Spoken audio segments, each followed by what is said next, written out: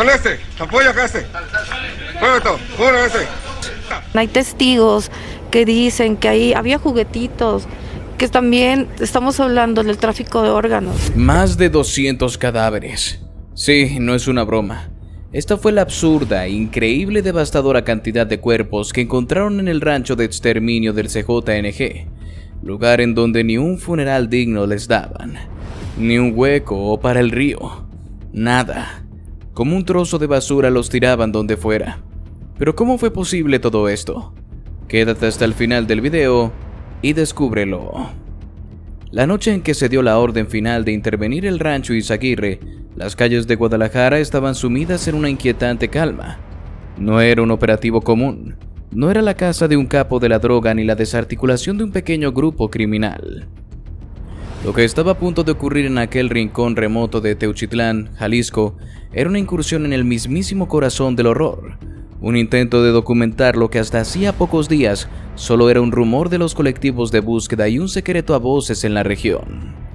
La Fuerza Federal de México, en conjunto con la Guardia Nacional y la Sedena, dispuso de más de 300 efectivos para la operación. Había unidades de fuerzas especiales, escuadrones de asalto, peritos forenses, drones de vigilancia y helicópteros artillados listos para cualquier eventualidad. Nadie descartaba la posibilidad de un enfrentamiento, aunque los informes de inteligencia indicaban que el CJNG había evacuado la zona antes de que el caso se hiciera público. Aún así, el peligro era latente. Los soldados sabían que aquel cartel operaba con tácticas militares y no dudaba en emboscar a las fuerzas de seguridad cuando se sentía acorralado. La llegada al rancho, el primer contacto con la muerte. Los convoyes partieron en la madrugada. La estrategia era llegar al amanecer, cuando la luz natural facilitara la inspección y los sensores térmicos pudieran detectar posibles sobrevivientes o enemigos ocultos. A medida que se acercaban a la zona, el silencio en la radio se volvía cada vez más espeso. Los pilotos de los drones de reconocimiento enviaban imágenes en tiempo real a los monitores de los comandantes, y lo que veían les erizaba la piel. Restos humanos esparcidos por los campos, humo seco emergiendo de lo que parecían ser crematorios improvisados, estructuras abandonadas con signos de tortura. El rancho Izaguirre no era simplemente un lugar de exterminio, era una máquina diseñada para desaparecer personas. Cada estructura, cada rincón del terreno tenía una función dentro del proceso macabro del CJNG. Cuando los primeros vehículos se detuvieron en el perímetro del rancho, el hedor golpeó a los agentes con una violencia casi física. Un olor denso, agrio, metálico y pútrido, mezcla de sangre seca, cuerpos en descomposición y químicos corrosivos usados para destruir evidencia. Varios agentes tuvieron que cubrirse la boca y la nariz, mientras otros vomitaban sin poder contenerse. Apenas pusieron un pie en la zona, encontraron los primeros cuerpos, hombres, mujeres, incluso niños, con signos evidentes de tortura, las manos atadas a la espalda, impactos de bala en la cabeza, algunos con los rostros desfigurados por ácido. Algunos de los cadáveres parecían haber sido mutilados, con extremidades faltantes, y otros estaban en avanzado estado de putrefacción, devorados por la fauna carroñera de la región. El comandante Ruiz Márquez, líder del operativo, se llevó una mano a la radio y ordenó a los peritos comenzar la documentación forense. Esto no era solo una intervención militar, era una escena del crimen a escala industrial.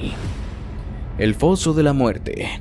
Los agentes se movieron con cautela hacia el centro del rancho, donde un enorme claro de tierra removida llamó la atención.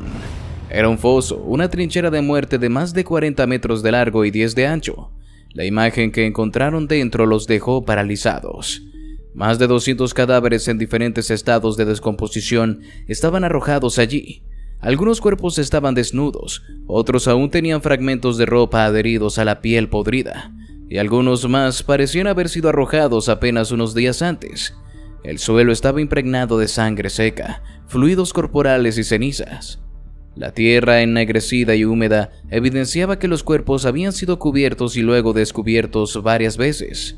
Algunos soldados retrocedieron con la mirada perdida.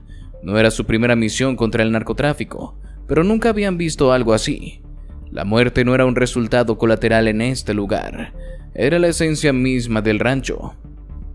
A unos metros del foso, los forenses hallaron lo que en un principio parecían ser ruinas de una estructura quemada. Al inspeccionarla de cerca, comprendieron que era un horno de cremación clandestino.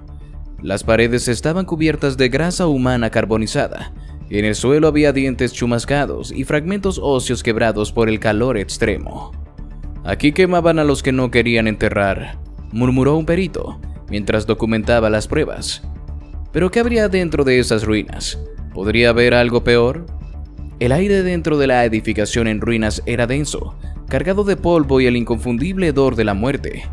Los agentes avanzaban con precaución, iluminando el interior con sus linternas de alto alcance.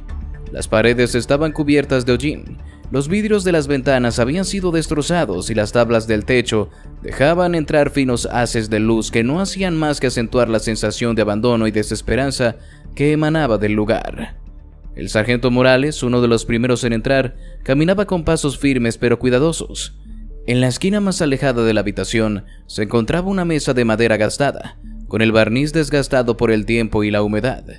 Encima de ella, entre montones de papeles arrugados y botellas de agua vacías, había una pila de grabaciones, algunas en USBs, otras en discos duros portátiles y varias en viejas cintas de video. Morales extendió la mano y tomó una de las cintas. Era antigua, su etiqueta escrita a mano con una caligrafía desordenada y en tinta roja, en la que solo se podía leer testigos. Se giró hacia el resto del equipo que ya inspeccionaba la habitación en busca de más pruebas.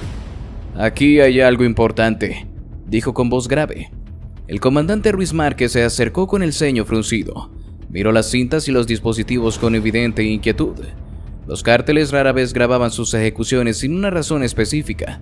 O lo hacían para intimidar o lo hacían para documentar las lecciones que impartían a sus propios miembros. Pero este hallazgo tenía un aire diferente, algo más siniestro, algo más meticuloso.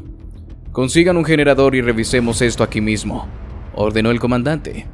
Un par de soldados salieron a toda prisa. El resto del equipo continuó con la inspección del cuarto.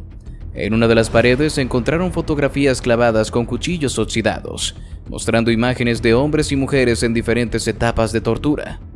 Algunos con las manos atadas detrás de la espalda, otros con rostros llenos de moretones y heridas abiertas, todos con la mirada perdida en la desesperanza. Poco después, el sonido mecánico del generador encendiéndose rompió el silencio sepulcral. Conectaron un viejo televisor y un reproductor de video encontrado en el mismo sitio, junto con una de las memorias USB a una computadora portátil. Los agentes se reunieron en torno a la pantalla, el corazón latiéndoles con fuerza en el pecho. El video comenzó. La imagen era granulada, captada por una cámara estática en un cuarto de paredes de cemento desnudo. En el centro de la toma había un hombre atado a una silla, el rostro cubierto de sangre seca y tierra. Sus labios temblaban y su respiración era errática. Sus ojos hundidos y aterrados se fijaban en alguien fuera del encuadre. En el fondo se escuchaban voces, murmullos, risas apagadas. El hombre con la voz quebrada suplicó: «No, por favor, tengo hijos». Una voz respondió con frialdad, sin emoción alguna: «Todos dicen lo mismo». El hombre atado comenzó a temblar. Sus labios se movían intentando formar palabras, pero el miedo se las arrebataba antes de que pudiera pronunciarlas. Uno de los agentes apartó la mirada de la pantalla, incapaz de soportar la tensión que se acumulaba en el aire. Pero el comandante Ruiz Márquez no apartó los ojos del monitor. Necesitaba ver. En la imagen, la cámara hizo un pequeño movimiento, como si alguien la ajustara. Unos pocos segundos después, un hombre enmascarado entró en el encuadre. Vestía ropa oscura, con el emblema del CJNG en la manga. Se acercó lentamente al prisionero, posando una mano enguantada en su hombro, como si le estuviera ofreciendo consuelo. «Cuéntanos quién te mandó aquí», dijo con una calma perturbadora. El prisionero sollozó, sacudiendo la cabeza en negación. Yo solo trabajaba en el taller. No sé nada, lo juro». El enmascarado suspiró, como si estuviera decepcionado. Sacó un cuchillo de caza de su cinturón y lo sostuvo frente al rostro del hombre atado. «Aquí todos sabemos algo». El cuchillo descendió sin prisa, cortando la carne con precisión. Los gritos del prisionero hicieron que algunos de los soldados frente a la pantalla apretaran los puños. El comandante mantuvo su expresión fría, pero su mandíbula estaba tensa. Los siguientes minutos fueron una muestra de horror meticuloso. Los sicarios no tenían prisa, no buscaban simplemente matar, buscaban prolongar el sufrimiento, alimentar el miedo. El video continuó con más grabaciones, cada una peor que la anterior. Hombres y mujeres en la misma habitación con diferentes métodos de ejecución. Algunos fueron golpeados hasta quedar irreconocibles, otros fueron quemados vivos, algunos más fueron obligados a pelear entre ellos para ganarse una oportunidad de morir más rápido. Uno de los videos mostró algo aún más aterrador. Un grupo de jóvenes apenas adolescentes eran entrenados para ser los próximos verdugos. Sicarios veteranos les enseñaban cómo manejar cuchillos, cómo hacer que el dolor fuera prolongado sin matar de inmediato. «Estos cabrones se están formando monstruos», murmuró el sargento Morales, su voz cargada de rabia contenida. Pero el video más perturbador fue el último. La grabación comenzó con una imagen temblorosa de un sicario sosteniendo una cámara portátil. Caminaba a través de los pasillos de la edificación donde los agentes se encontraban con ese preciso instante. Cada rincón era idéntico al lugar en el que estaban parados ahora. «Mierda, esto fue grabado aquí mismo», dijo uno de los soldados. La imagen se movió hasta detenerse en una habitación oscura, iluminada solo por la linterna del camarógrafo. En el centro había 5 hombres de rodillas con los rostros cubiertos de moretones, algunos con los dedos quebrados o con heridas abiertas. El enmascarado frente a ellos dio un paso adelante y con voz firme habló. «Van a hacer lo que les pedimos, o terminarán como los que están allá atrás». La cámara giró hacia una pared. Ahí, colgados de ganchos, había cuerpos putrefactos, cuerpos en diferentes etapas de descomposición, algunos con las cuencas de los ojos vacías, otros con la piel adherida al hueso por la putrefacción. El grupo de hombres rompió en llanto. Uno de ellos se orinó encima, mientras los sicarios reían. La grabación terminó abruptamente. El silencio que quedó en la habitación era abrumador. Nadie dijo nada. Nadie podía decir nada. El comandante Ruiz Márquez cerró los ojos por un instante, procesando lo que acababan de ver. Entonces se giró hacia su equipo, su voz implacable. «Reúnan todas estas grabaciones. Vamos a mostrarlas al mundo. Vamos a asegurarnos de que nadie puede ignorar lo que ha pasado aquí». Uno de los soldados tomó los dispositivos con manos temblorosas. Otro miró hacia la puerta, como si se esperara que algo saliera de la oscuridad. ¿Y ahora qué harían con los hombres capturados? ¿Cuál sería su destino? Hombres con la cabeza gacha, algunos sangrando aún por los golpes que recibieron al momento de su captura, otros en completo silencio con las miradas perdidas en el vacío, sabiendo que su destino estaba sellado. Eran sicarios del CJNG, aquellos que habían sido sorprendidos en el rancho o que habían intentado escapar cuando la Fuerza Federal irrumpió en el lugar.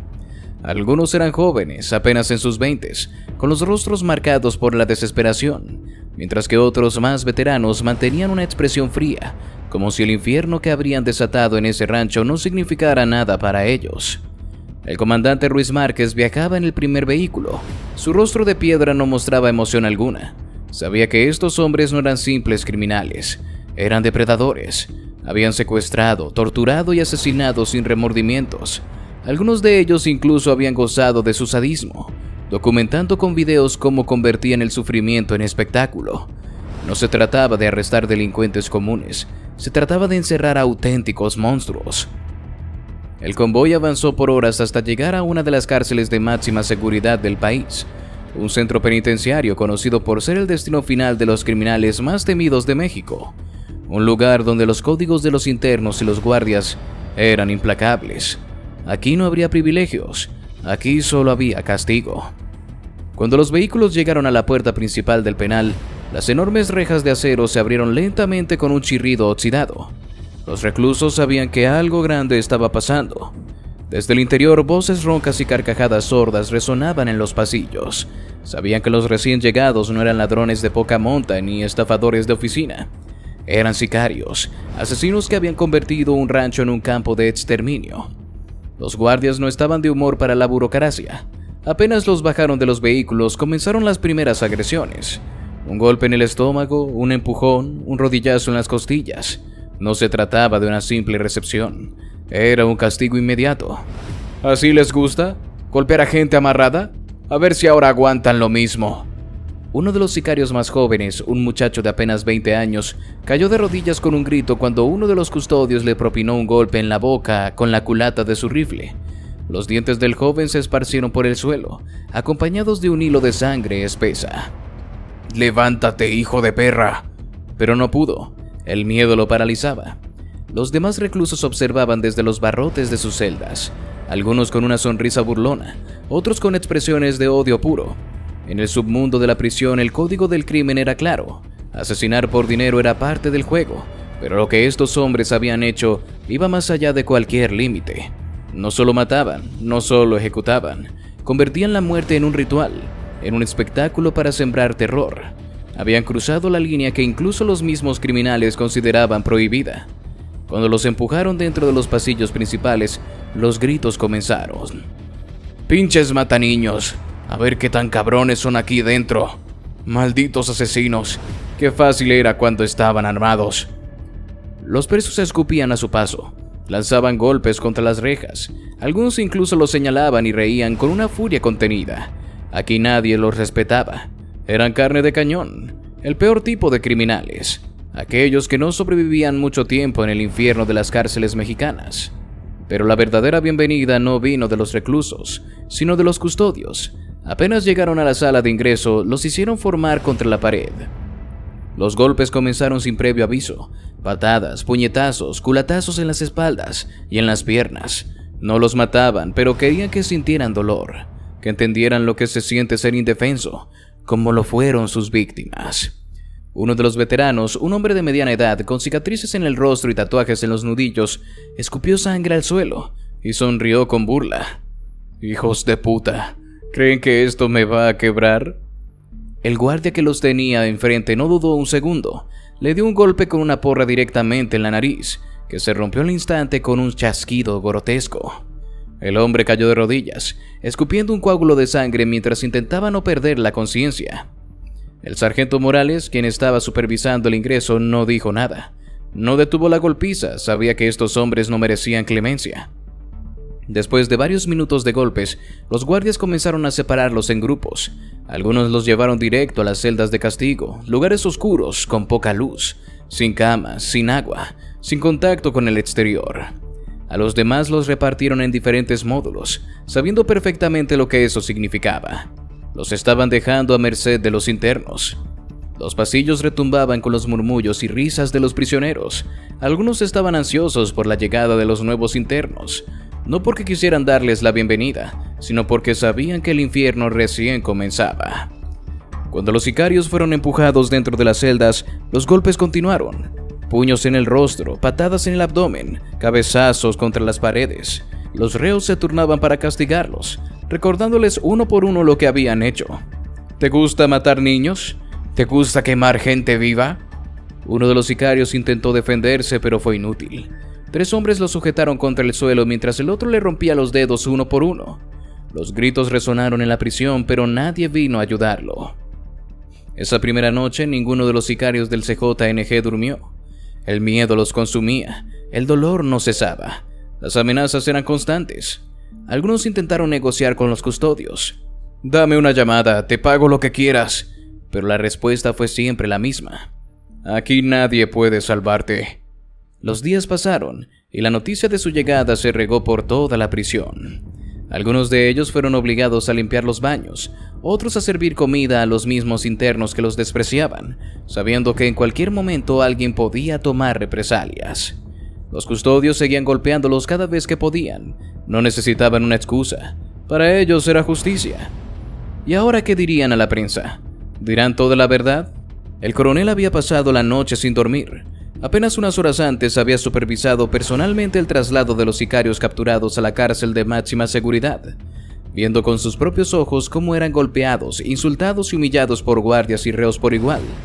No sintió compasión por ellos, no podía sentirla. Después de lo que había visto en aquel rancho, cualquier rastro de humanidad que pudiera haber tenido hacia esos hombres había sido borrado. El coronel se miró en un espejo antes de salir al estrado. Su rostro, curtido por los años de servicio, parecía aún más envejecido, con los ojos hundidos por la falta de descanso. Sabía que lo que estaba a punto de decir no solo sacudiría a México, sino al mundo entero. Cuando finalmente salió al podio, los murmullos de la prensa se apagaron de inmediato. Las luces de las cámaras de los noticieros lo iluminaron como si estuviera bajo un interrogatorio. Pero él no pestañeó. Mantenía la compostura, el porte de un militar que había visto demasiado. que había soportado la carga de cosas que un ser humano normal no podría procesar sin quebrarse. «Buenos días». Su voz resonó en el auditorio. Un murmullo corrió entre los periodistas. Esperaban respuestas y el coronel se las daría, pero a su manera. El día de ayer, tras un operativo conjunto de la Fuerza Federal de México, la Guardia Nacional y la Sedena, se intervino en un predio en la zona de Teuchitlán, Jalisco, conocido como el Rancho Izaguirre. Hizo una pausa. Todos sabían que el rancho había sido asegurado, pero pocos conocían los detalles. Lo que encontramos allí es algo que cambiará la historia de nuestro país.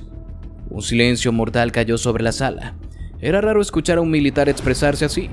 No estaban acostumbrados a que reconocieran la magnitud de una tragedia con tanta franqueza. Dentro de ese rancho hallamos evidencia de que el cártel Jalisco Nueva Generación no solo utilizaba el lugar para entrenamiento de sicarios, sino también como un centro de exterminio. Se escucharon exclamaciones ahogadas entre los reporteros. Algunos ya lo sospechaban, pero escucharlo en boca de un alto mando militar lo volvía innegable.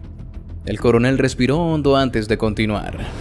Encontramos más de 200 cuerpos en diferentes estados de decomposición, muchos de ellos enterrados en fosas comunes, otros calcinados en hornos improvisados. Los flashes de las cámaras se intensificaron. Se escucharon susurros entre los periodistas. El horror de la declaración estaba asentándose en la sala. Hombres, mujeres, incluso jóvenes menores de edad fueron ejecutados en ese lugar. El coronel sintió como su propia voz se volvía un poco más pesada al decirlo. Había visto las libretas con los nombres de los muertos. Había leído las cartas de despedida de aquellos que supieron que no saldrían con vida. Se hallaron habitaciones donde las víctimas fueron sometidas a torturas antes de ser asesinadas. Encontramos sillas con correas llenas de rastros de sangre. Encontramos habitaciones con paredes manchadas con impactos de bala y con marcas de uñas en el cemento. La prensa se quedó sin aire. Algunos periodistas se miraban entre sí, incrédulos. Otros simplemente tomaban notas con el ceño fruncido, intentando procesar lo que escuchaban.